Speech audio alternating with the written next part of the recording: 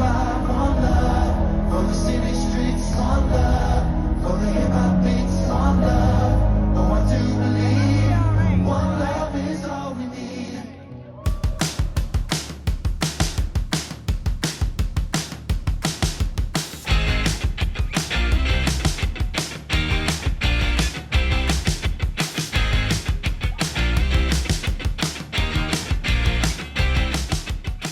Welcome to Show Love, I'm Bronwen Murphy. There are people you meet and they just never change in all the time you've known them. Honest, authentic and kind. This is how I would describe my next guest. Antony Costa, welcome. Bronze. It's so weird. It's so weird. You don't look any different though. Oh, mate, I'm going grey, look. No, you're not. Just diet old. like I do. I know. We're all getting old.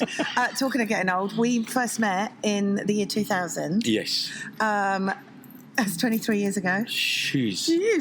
Shit, you can swear. Oh, shit. If you're allowed. I don't know what your brand lets you do or not. I'm 42 now, nearly. So you're allowed to swear. You were like 18 or 19, I think. I was 18 when I signed the deal, 19 when we released All Rise. So that's young. I have an 18 and a 19-year-old now. So imagine them going off. I can't imagine that. Spreading their wings in a boy band. That's quite. I mean, like, wow, that is Innit? That is big. So you started the band called Blue. Everyone knows Blue. And I've heard that you and Duncan convinced Lee and Simon to do it. What's the story? Right. So yes, that is the premise of what happened. But for us, we was a 5-piece originally. I didn't know that. I know, not many people do. And 2 of the lads got released, obviously. So how did it come about, the idea of it? So it was a manager called Daniel Glattman. I'd gone for so many auditions. For the listeners out there used to be a magazine or a paper called The Stage. Yeah. That's where the Spice Girls got together. They did an advert. Stage, 5 and everyone else. Is that not going anymore, The Stage? I think it's online. It's online. It's online. I used to love that feeling of going to WH Smith's on a Thursday. You saved up your pocket money, 80p, go and get it. Only the ambitious used to buy The Stage. It's proper. I used to love circling jobs. Did you do that as well? Bookmarking them. Yeah.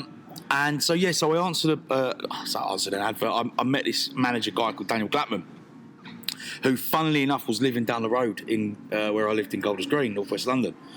And he was like, "Yeah, I'm a man. I'm going to put a band together." And you know when you hear that spiel all the time, and I thought, do you know what? I'm going to give this one last chance. If it doesn't work.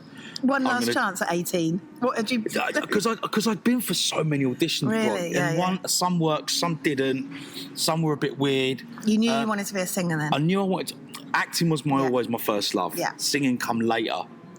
And we'll probably get onto that in a bit. But so I met Daniel, and he met. He said, "Look, I've got another guy called Dunk," and I met Duncan 2 years previous because he was in a band and I was in a band. And we used to go to the same karaoke bar called the G Spot in Golders Green. Amazing. Brandon. And that is how... And you got on then, I guess. Yeah, we did. We always sort of like... It was always like, "Hey there, mate, you're right." Yeah. And I was 16. I weren't driving then. So young, though. I know. I used to go with my dad because all my mates... It was a school night, so all my mates would be like, "Costa, I can't come out because I've got to do homework." GCSEs. So I'd be like, "Oh, I sod it then." You were like, "Fuck the GCSEs. Fuck that, yeah. I'm going to be famous." I want to be famous. And that's how I met Duncan, and we become mates, and... Fast forward a couple of years later, we both got into the band, and I said, "Look, I know a guy called Lee Ryan," because me and Lee had done a show called This Morning. Yeah. They were looking for a boy band. Okay. And that was the first time Simon Cowell was ever on TV. Oh, yeah, I remember that. So it was with Simon, Kate Thornton. Oh, yeah. X Factor was Kate Thornton's idea. Yes, I believe that. Yeah. She did say that, because on the show, if you ever rewind back on YouTube, Kate Thornton says, "Right, guys, we're here to look for a new boy band. If you've got the X Factor, Mr. Simon Cowell, he's the head of BMG, and Mr. Simon Cowell was no one." Yeah. Crazy, isn't it? I know. So that's how I met Leroy, and then Lee met Duncan. And that's how men do better than women in life. But anyway. No, shut up. And then we met on that, and then it just got So then it was a 5-piece, and 2 lads got released. But then Lee said... What about Simon? Where's he? Right, so this is coming on. So Lee and Dunk had already met Simon at an audition. Oh, right. And Lee went, "Look, I've got a guy called Simon that's living with me, and he's come from Manchester. Costa, if you like him, then I think he's perfect for the band, personally. Were you like the boss man then? I wasn't the boss. It was sort of like my decision because I was the last to meet him. Right. Does that make sense? I got you. So it was if I didn't get on with Simon, there'd be no Blue. Yeah. So I met Webby, and me and him straight away hit it off. Yeah. And it just felt right. Just clicked, and the record company went, right, this is it, this is what we're looking for. And it was at a time when Another Level were coming to an end, Five were coming to an end. So I think coming out with Blue then was the perfect time, and I think if we was trying to make it now, impossible. Yeah. So that's how So Blue are was there born. any boy bands now? I've got no idea, Bronze. What, because you're so old? A, I'm so old, and B, I listen to Talk Sport and LBC on the radio, so I've got no idea. But I'm he trying to is cool, educate everybody. He is myself. cool. Yeah. That's amazing. And isn't it like when the serendipity, or whatever you call it, works like that, and it with the Spice Girls or whoever, it's the timing it's so right. Completely right. And I mean, then, well, I've got it written here, so it goes a bit, all rise, if you come back, one love, sorry seems to be the hardest word, Elton John. Yeah. You make me wanna, signed, sealed, delivered, I'm yours, Stevie Wonder. Breathe Easy. You had albums, tours. There were some wild times. There was some wild times. That hedonism, what do you remember about all that? I just remember being in this blue bubble, Bron. It got to a point where it was just every day, wasn't it? Yeah. You know, we've been working. You were for knackered years. every time I saw you. We were never not working. Yeah, and it or was travelling. Or travelling. Like I remember doing SMTV in the morning. You doing floor managing there. A couple of hours later, we're doing CD UK pre-record. You're there. Then we're going off to do a signing in the middle of Belgium in a private plane. Yeah. Then coming back the same night. Then we've got a gig in London. Then we've got to go to Nottingham because we've got radio in the morning. It was just things like that was non-stop. I don't think people realise. They think obviously there's so many highs to it. Of course there is. But that's why these bands sort of you get too tired, and in the end you either start falling out or you're just too tired and you can't do it anymore. No, and you burn out. I think for us, because we was always mates, we've never really fallen out. We've had debates, we've had heated discussions, and I think it's healthy. You look like you really get But on we well, still and get you're on. good mates. Yeah. Yeah, I couldn't be in a band if I didn't get on with someone. Do you know what I mean? And you're all you all complement each other because you're all so different.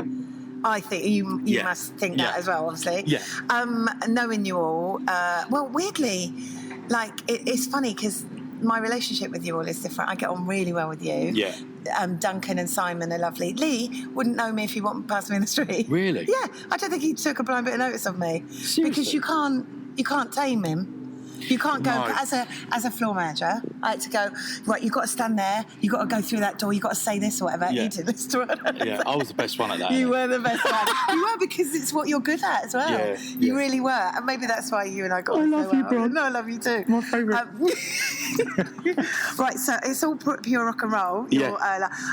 So at the weekends, I mean, you were quite naughty though, because you were young and it was what I remember is that you guys had a laugh. Some people were really serious.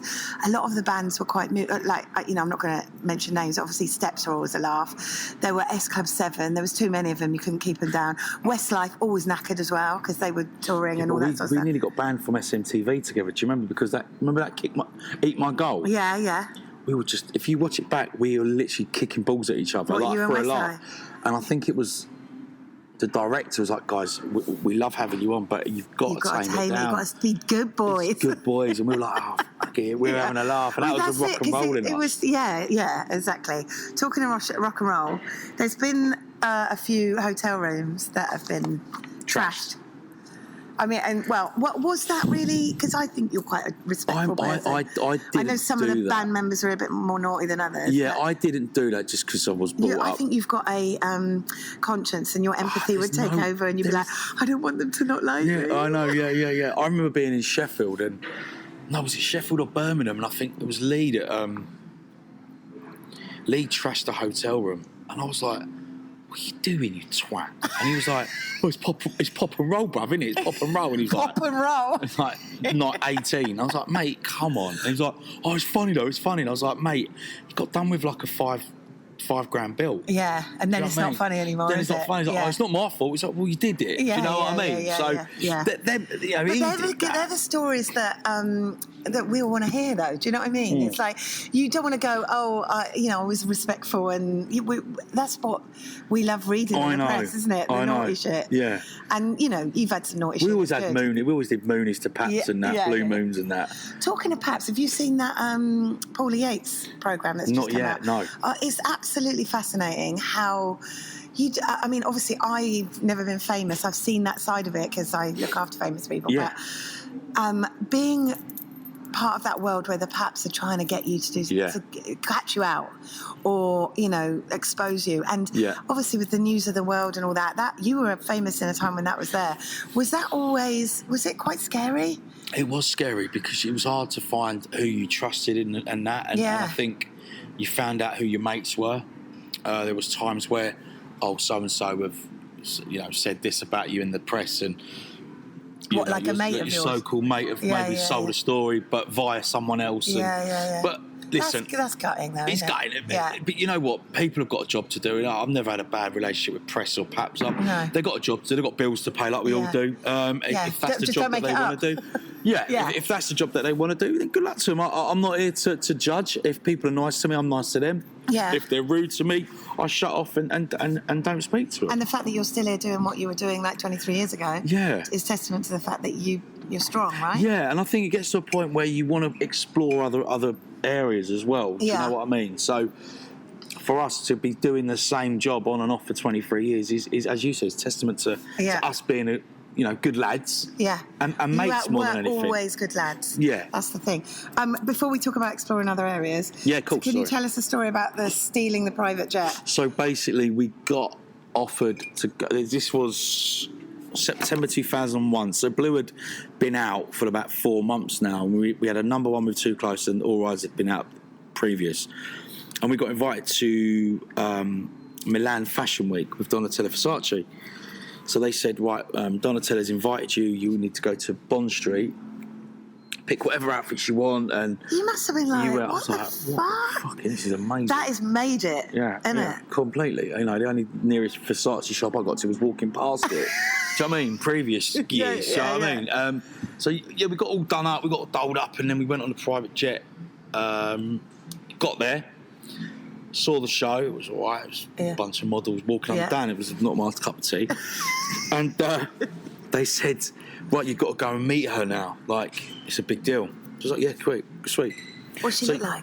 Just looks like Donatella Versace. I don't know what else to explain. But you lined up as like you're meeting the Queen at the Royal Variety Show. Yeah. Which you've probably done as well, right? No, we've never done the Royal Variety Show. Did you not? It's the only show we've never done. Come on, guys. I know. Book 'em.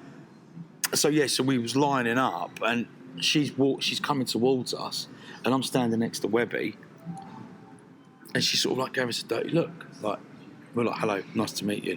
She was like, for the listeners out there, she gave a dirty look, and I went to Webby. I was like, it's a bit fucking rude, isn't it? Like, she's invited us. Yeah. Why is she not being nice to her? Like, hang on, invited you and given you a private jet? Yeah. Yeah, that's quite a big deal. Big deal. Yeah. So thought nothing of it, got back to London. We got a call from our PR guy at the time and said, we've had a fucking balls up. She originally invited Blur and not Blue. Whose fault was that? It's her PR team. So she's obviously gone and given me Blur. I fancy that Damon. I need a bit of Damon in my life. But the funny thing is, I met Alex James, years later at a party. And, for a laugh, he went, oh, yeah, fucker, you nicked our plane. I'm like, no, man, it was only one letter out. It is, though, isn't it? If you think about it, it's one letter. Yeah. How did you come up with the name Blue, by the way? It was, I don't know, it was a case of, like, we looked at different bands, different artists, and you obviously got Simply Red, you got Pink, you got Deep Purple, and it just meant like... Pick a colour, got you. Yeah, just pick a colour, any colour you want. Lads. Well, it could have been lads, because it's Lee, Ant, Dunk and Si. Shut up. Yeah. Oh, that's hilarious. I know, but imagine being up. Ladies and gentlemen, please welcome lads. Bit shit, And then you like geezers come on. Geezers. I mean, that's what you do. All right. Oh my God! Right, I know. go back in time. Yeah. Before all that fun, you went to school in Cyprus. I did. Well, I was 7 years old. Yeah. Was that by the sea? Yeah. So I spent. What a dream! It was, Bron, but I feel it was at a time when, in the mid to late 80s, it was like a big recession. So the old man thought, "Fuck this, we're going to Cyprus to start again."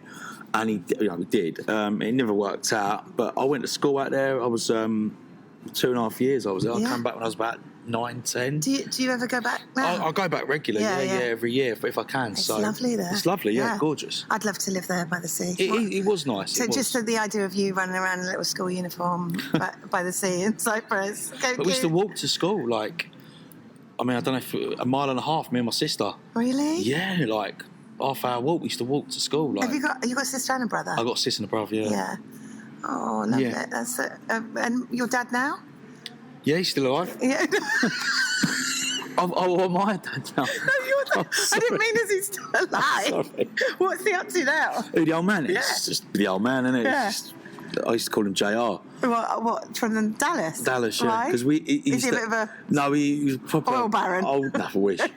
Old school businessman, isn't he? So in one of our old houses, he had a big leather chair. Yeah. And he used to always sit in it. And all my mates used to come in and go, "All right, JR." Oh, really? Yeah, I used to love it. But you're quite like that. You're like a businessman. Like I wish I was. I wish I had... Of course you have, because you kept this going for Yeah, but I wish I did other things as well. We're pretty confident that, but I wish I listened to the old man. Yeah. I wish I listened. Oh, we all do. My dad was a record producer, right? Wow.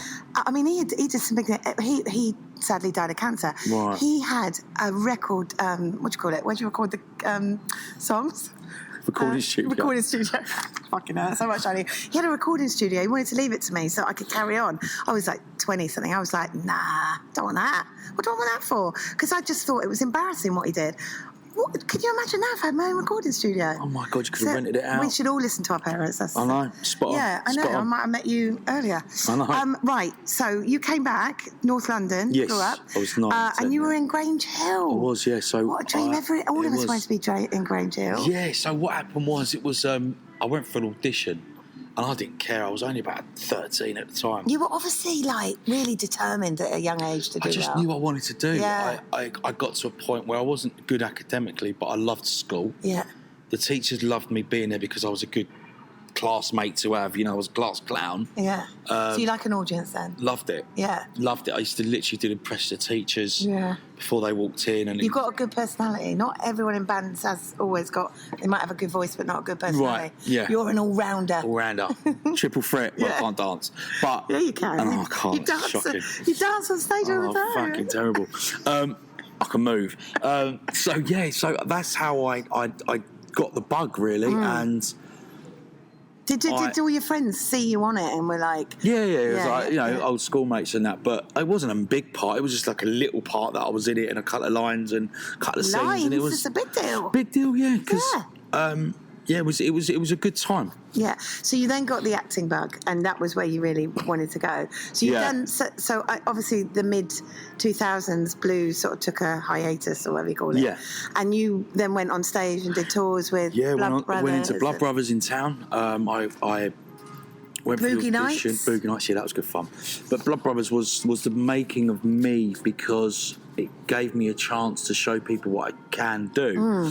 And Mr. Bill Kenwright, hats off to him, he gave me the opportunity, and he gave me the chance, and I did go for an audition for everyone out there. I didn't get the part because of what I did or who I was, etc., etc. So I got it off my merit. Yeah, I love auditioning, Bron. Yeah. I was saying to my agent yesterday, I was like, I love auditioning because I just love that feeling of learning a script and being directed. And Yeah. do you know what I mean? I love that thing. It makes me mentally strong. Do you see what I'm saying? Rather than doing the same thing and you're rinsing, repeating it. So yeah, I got the acting bug, and from that it went on from there, really. Yeah. Yeah. So if there was an ideal part for you to play, acting, not presenting, what would that be? In a stage show, or anything you know of? I think for me, Jersey Boys is one of my favourite musicals. So I'd like to be Tommy DeVito in that. And I'd love to do a drama. I'd love to do them sort of 3 or 6 part dramas. Yeah. Not a major part, but just something in it where I'm part of something. I think like a Broadchurch. Yeah. Unforgotten. Yeah, brilliant. What's the one? Line of Duty. All of Love those. all that. Yeah. I can see you doing that. A lot of people say that, Brian. It's just getting your foot in your door. It's do you know funny what I mean? that people don't know that. That it's really weird how people pigeonhole people, isn't it? Of course it is. And if they don't know that, so you've got to get one of those parts for them to see you doing one of those parts, isn't it? And the thing is, with theatre, I look at it as a shop window. Do you know what I mean? Yeah. So if I was doing a show, I'd say, "Oh, Bron, come down, and if you know any casting people, blah blah, come and see it." So then you're seeing what I can and can't do, and people got to broaden their horizons rather than just pigeonhole, as you just said. And you're right. You know, but it's like with Panto, for example. A lot of producers are like, "I love playing a baddie. I thrive on it," and it's like, "Oh, we can't be a baddie. He's in a boy band." It's like, well, no, you're acting. Yeah, you're not singing. Not me and as a person. cheesing. Yeah. Do you know what I mean? So it's hard sometimes. So having a baddie in a movie or a drama. Love that. This is That's where you should be going. Because it's something different, isn't it? Yeah. Do you know what I mean? Yeah. So. And meanwhile, also, as I've said to you, you could be the next Bradley Walsh because he's so popular. He's so good. He's so good, but you've got that sort of sparkle. You could do that as well. I love to, Bron. I love to. Even what Danny Dye's doing at the moment. He's got a new show on Netflix, isn't he? Yeah, so he has. That comedian But lady. then, like Danny Dyer, when he got EastEnders, he wasn't doing that much before that, and then he got that, and that's opened up loads of doors. And the thing is with Danny, I respect him because he knows what he's about, and I love him for that. I don't know him that well personally, but whenever I've met him, he's always very level-headed and a nice guy. And people say, "Oh, but he does the same part." But do you know what? If he's doing it and he's enjoying it, he's paying the bills. So fucking right. Yeah. Like, good luck to him. And if you enjoy your work, you're bloody lucky. Fucking right. Did you not pose naked with Danny Dyer? That's what No. it says online. It says you did Cosmopolitan Yes, magazine. the testicular cancer. Yeah, yes. must say, and Ronan Keating as well. Yeah, I did that for my mate Jason Cundy, who's a presenter on Talk Sport. I've worked with him. You worked with Jason? Yeah.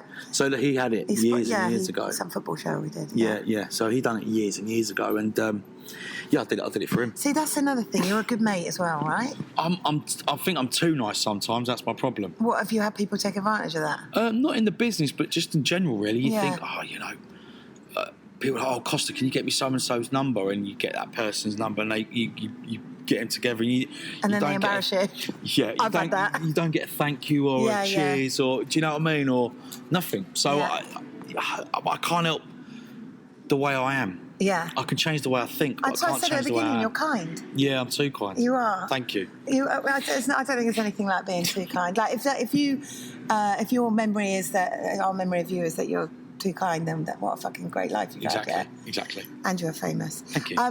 You did I'm a Celebrity. Yes. Modelled for Giorgio Armani. I don't know where they got that from, Bronze. I see. Don't don't listen to that. Wikipedia. No, yeah, exactly. And you also had a solo career as well. Yeah, that went as popular as a jelly on a mattress. Well, you had a song called "Do You Ever Think of Me?" Yes. In 2006. I was going to joke was that about me? It was about you, Bron. Only because I remember all those years ago where I used to, as Ant and Dec, boss you around. It's quite funny because I saw Ant and Dec a little while ago and I did something with them and they went, "Oh, she's still bossy," and I thought I was fucking bossing it, not bossy. You'd never call Alan or Roger bossy, would you? No, Alan was like, "You all right, mate? Yeah, just stand there. Yeah, lovely. In 3, 2, 1, go." And you got Roger like cool, and you're like, "Right, guys, right. Okay, so you're going to come through there. You're going to see them people there. You're going to walk there, and you're going to turn left there." Cheers, bro. Nice one. Yeah, I used to get like fucking 90 seconds with you on a Saturday morning. Bron, you was the best, mate. Bless you. But we were doing Graham Norton. It must have been probably around the Eurovision thing, and I come up into the dressing room, and you're being filmed backstage, and I haven't seen you for years, and I knock on the door, and you're like, "Fucking hell, Bronwen," and you went, "This is Bronwen" on camera, and obviously me on camera, I'm like, "Oh my God, don't," and you were like, "I was so in love with her years ago," and I'd never heard this before. Oh, really? Yeah, it was so cute. No, I was like, "Oh my God," and you were like, "Yeah, we're all in love with you." Yeah, we used to fancy you, yeah. That's so nice. Yeah, we used to go, during that, we used to, in the car, we'd be like, "I bet it's that Bronwen bird, isn't it? Like, do you think she's the floor manager? How old do you think she is, bruv? Do you think she's got a boyfriend?" I think I got married in the year 2000 when I met you. Really? What a fucking disaster that was. Oh, that's another story. But that's another story. We had a little crush. That's really cute. But I did most crush. They were like, go on. They were like, "Bruv, you fat?" I was like, "Yeah, it's like she's fitting it." I like being bossed around. I just like being bossed around. I think that was the thing, Bronze, yeah. It was. Right, 2011, Blue got back together. Eurovision, yeah. And I mean, the fact that you did the Eurovision, like everyone, the Eurovision's in Liverpool this year. Mad. You cannot get a ticket for Love Nor Money. Everyone, I'm doing a concert thing for it. Oh, yeah. What? Oh, I mean, like, that's a big deal. Massive deal. It's a massive thing. And you made us come 11th. And I'll always say this, and I will stand by this. That was the hardest work me and the boys ever did. Why? Why'd you say that? It was just non-stop. Yeah. Non-stop for 10 days. How much work is that for, like what, lots of rehearsal, you mean, or? No, not even that. We had 3 rehearsals. Oh, really? We had non-dress, a dress. No, we had a non-dress, 2-dress show. Yeah. So that's nothing. So what was the hardest work then? Fucking everything else. Yeah. Parties, interviews, press conference, interviews, magazine shoots, going to meet, you know. You're swearing a lot on this. Are you going to regret that? Sorry. Yeah. No, I don't care. No, someone that's representing, I don't know, Bulgaria, and you've got to go and say hello to them. And it was lovely, but it was hard graft, mate. We were like, what have we taken on? It's just only fucking. We thought we'd just turn up and sing on the night. Yeah. But no, it was hard graft. Who's the hardest worker out of you lot? Me. Yeah, you do. I'm never late. Never been late in 24 years. No, you've always. That's a big deal. That's good business. I know, but then you get people on TV going, "Oh my God, you're really early." It's like, well, that's because everyone else is late. Do you want me to be late? And then you're going, "Why?" I've never been late, so I don't know what it's like. Oh, we've been in studios where we've waited like an hour or two for people to arrive. Who's the longest? Who's the longest? So, was it American? I mean, it would be someone American. Yeah. It'd be like a big shot. Like, yeah. I don't want to name, but you know those sort of people. Yeah. And then if you're early, who's always second? Simon. Webby's 10-15 minutes. Yeah. Then Duncan. Then Lee, or it could be Lee and Dunk now. Oh, really? Sort of Duncan got a little bit. Dunk's like. So if you said to him, "Right, Dunk, you've got to be on set at 12 o'clock," he'll go, "Can we make it like 12:05?" He likes to push it. But because that's a lot of people do get you in too early, though. Like, you know, say, for instance, you get a Tom and Kitten in. Yeah. I just say them because I've just seen something with them recently. They would take like 2 hours of makeup and stuff. So that everyone's always like, "Oh, we better get them in early." My only gripe of doing TV, I won't say gripe, is just say like you're doing a TV show. Yeah. And I think you've done it to me, but you've had to do it because that's your job. And I'm not having a pop.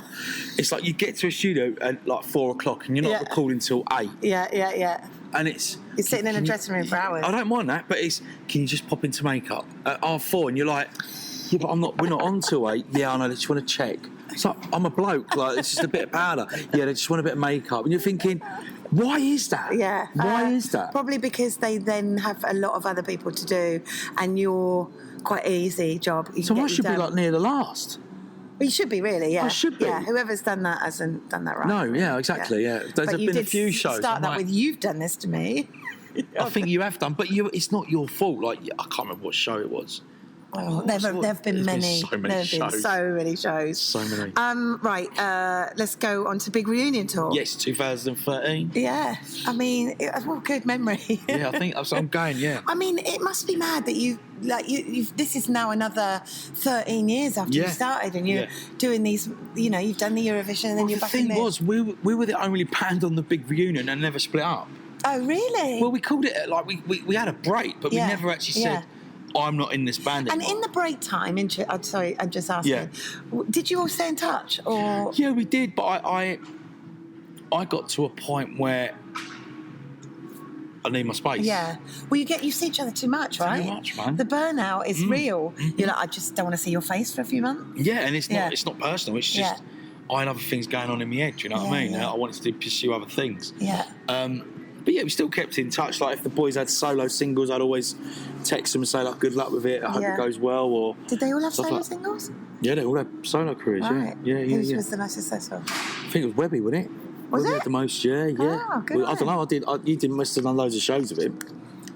I always remember you as a 4. I don't remember seeing it. I'll tell you when you did that to me. What? Oh, fucking hell, here we go. Joe Lycett's show.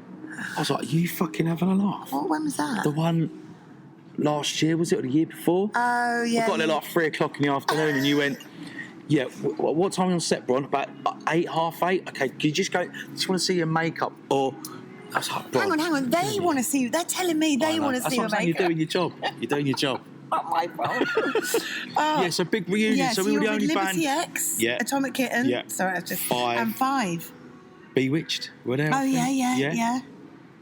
It was a good show, man. It was a good one to do because you see these bands on and off TV shows, whatever, Top of the Pops is in of this world, and SMTVs and CDUKs, but you never knew them. Yeah. It was only after. Yeah. Like when Blue had called it a day, I got really friendly with Tash and Liz. Yeah.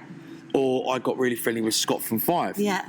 Or Richie. And it was like one of them things where to hear their story, but I couldn't get my head around it because we were never, I hate saying that word, we were never manufactured. Yeah. Do you know what I mean? Yeah. So hearing their stories, I was like, wow, that is just, it's intense, man. It was quite fascinating for me, having worked with you all years ago.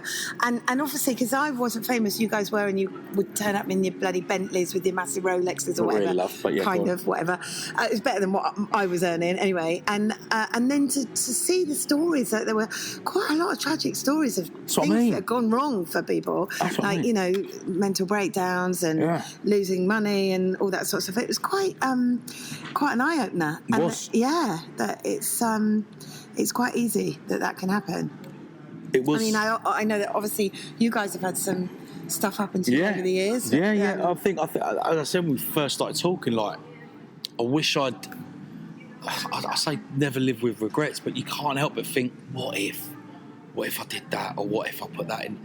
And I remember the old man saying to me, you got 2 options here.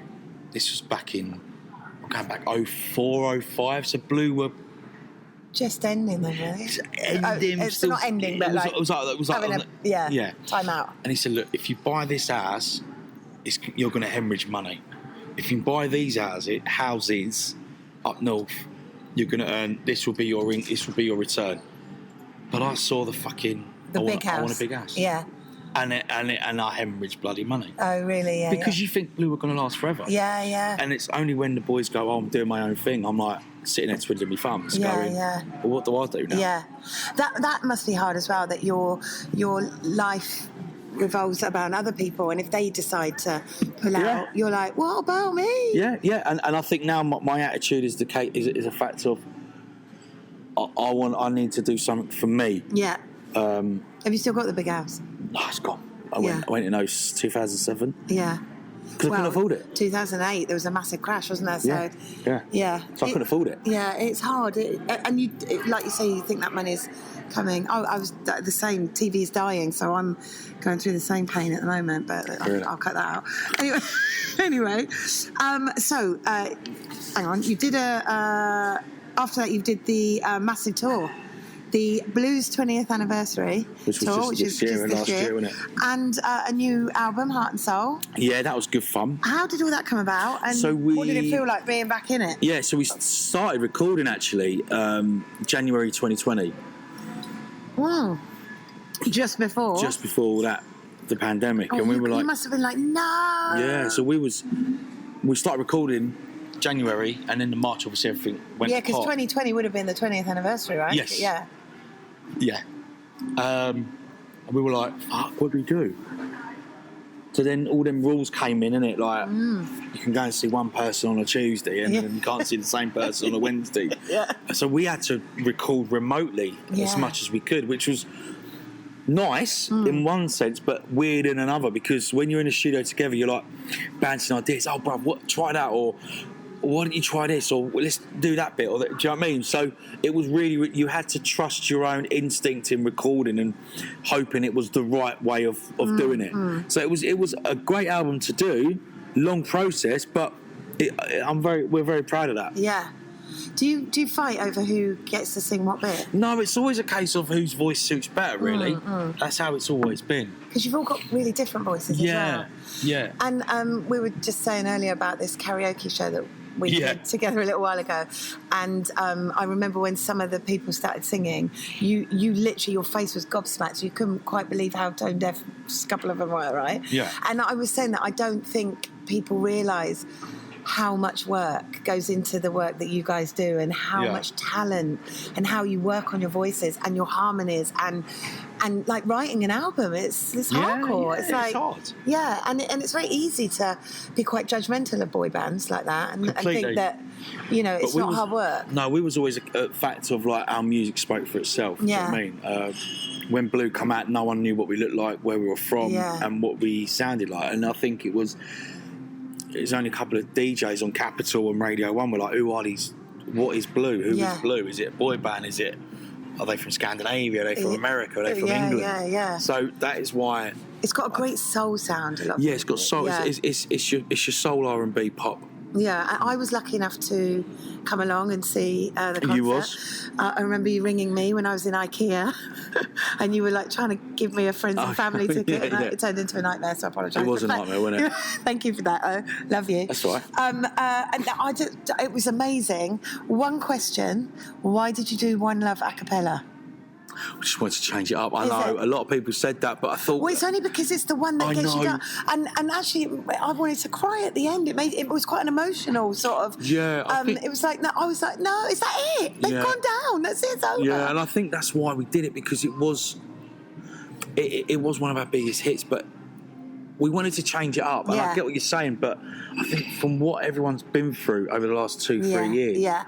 It was quite poignant for us to just go, let's strip One Love back and just go listen to what we're singing. Yeah. And this is what it's about. It's about one love with everyone, to me. Yeah. So, it has been a weird few years. Weird, mate. I've got a little thing here. I did when you say what we've gone through, I was quite shocked. If I'd have known some of these things, I think watching the four of you back together, I would have been really emotional, because I did not know some of the shit you guys have been through. Obviously, I've just written the thing. Duncan, obviously, he came out as gay and then suffered online abuse, so he's had a night with that. He had an illness that almost left him in a wheelchair after a couple of emergency operations. I'm only going off by what the press said, so could be wrong. Said that. He's now in love, which is lovely. Lovely to see, Simon, I didn't know about his brother.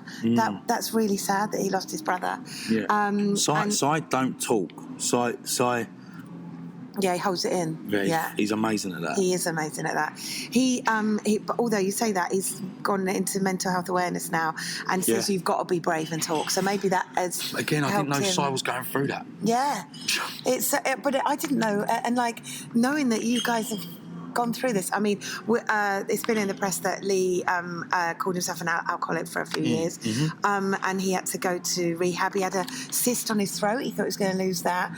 And yourself, you did a show about battling weight. Yeah. You guys have been through it. Been through it a lot. And the fact that you are on stage, have just done a tour that's sold out, and you're up there dancing, singing, with those things happen to you. Literally, if I'd have known that, I don't think I did notice there was fans around us, right? I sent you a video of one of them. He was so into it. He wanted to be in the band. He might have been the fifth member that you kicked out. Yes, he's still there. They love you. Your fans love you. I think that's I always feel quite weird talking about fans, because I always think. But you were sold out across the country. But I'm one of them. I get quite embarrassed. Hi fans. I hope the fans like it. It doesn't sound It's people natural. that like the music. That's what I like. Do you mean? It's like, I get embarrassed. Yeah. I can't. Yeah. Yeah, and I think they love you. Apart from the music's fucking brilliant, is that you, because you're all different, but you're all friends. Yeah. And you can really see that. Yeah, for sure. Yeah, for sure. And sometimes one has to pull the other up or be there for the other one. And and it means a lot. No, definitely. And you have grown up now because you're a married man. Well, not married, but yeah, go on. Oh, I thought you were married. Nah, I just get engaged, man. Okay, I'll say you are happily engaged, though, aren't you? Just a long-term partner now, isn't it? 10 years, isn't it? I think you need to pull your finger out then, maybe. Well, yeah. Rosanna, right? Rosanna, yeah. Rosanna probably wants... But that lockdown tested everyone, didn't it? Yeah, it did. But you've got to... Let's not talk about that then. Let's talk about your two lovely daughters. Yeah, the two girls, they're in school. Are their names Savannah Rosa and Paloma Valentine? Valentina. Oh, Valentina. What lovely names. Yeah. Well, we don't say hi, Savannah Rosa. It's... No, yeah, that's a middle Savannah name. and Paloma. Yeah, and I got my eldest, Emily, with a previous missus. So, yeah, I've just got 3 girls, haven't Yeah. You've all got quite a lot of children, haven't you, between you? Yeah, we've all got girls, except Lee's got girls but 1 boy. Yeah. So we've all got girls except there's 1 boy. So when you were on tour, did all the kids come along and Well, go my girls were there at the O2. Yeah. Emily came to Bournemouth because that's where she lives. Yeah, I think did Dunk's girl come? I can't remember. I know Si's daughter came to Birmingham. That must be lovely for them to see you up on stage doing that, Yeah, though, it's right? great. Yeah, it's brilliant. Could they believe it? No, though? they were overwhelmed. Yeah, I bet they were. Yeah, they It's were like, really hang on a minute, overwhelmed. what, my dad's a pop star? Yeah. Yeah. Yeah, it was surreal. Yeah. It was surreal for them. Because you're just picking them up from school? Or Picking them up from school yeah. and just being a normal dad, which I am. Yeah, not today, though, because there's a teacher strike or something, apparently. No, they're at school today. Oh, are they? Oh, I thought strikes. Probably, yeah. Well, with all those ups and downs, Yeah. you've never changed. No. And you've also been too kind and said yes to doing this podcast, so you love don't it. regret it. No, I love it. Who else you had on? Joe Lycett, Tom Allen, Sanjeev Bhaskar, Steps. I've had an Indian princess. I've had a guy that was in prison. Wow. I've had a 16-year-old. I've had so many. That's amazing. Yeah, it's been lovely. I don't do it that often. Only when I'm interested in somebody. Really? Yeah, and I've always thought that you're lovely. Oh, thanks, Bron, and you. It's all for show, guys and girls. Now, go away. Fuck off. Thanks. Thanks. Thank you. That was good fun. Aww. Oh, Anthony, what an absolute star. This man deserves some good karma. Seriously, thank you, one of the good guys. He even paid for lunch. That's it for now. Love you for listening. And don't forget to show love. Sunlight burns my eyes. Here we go with another daily grind. So much to get through. I know I'll start it in a minute or two. Lay back in bed, reminisce instead. Let's plan it all in my head.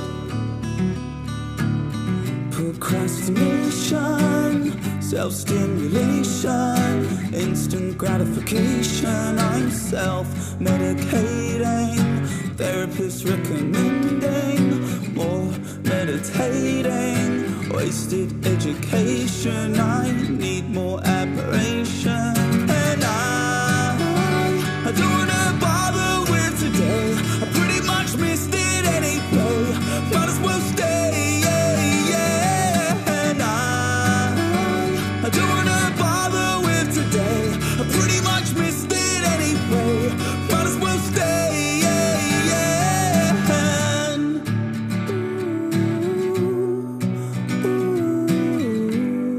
I'm staying in. Come dine with me, repeat it on channel 3. I watch it cause I'm feeling hungry. Try and shift the mood, so I ordered Chinese food. Said fuck it, just keep the change, dude. Finance situation, spent on dedication. Dreams of Wembley Stadium and my name carved in the pavement. And I don't wanna bother with today. I pretty much missed it anyway. Might as well stay, and I don't wanna bother with today. I pretty much missed it anyway.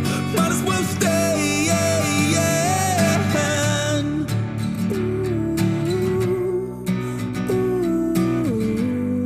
I'm staying in.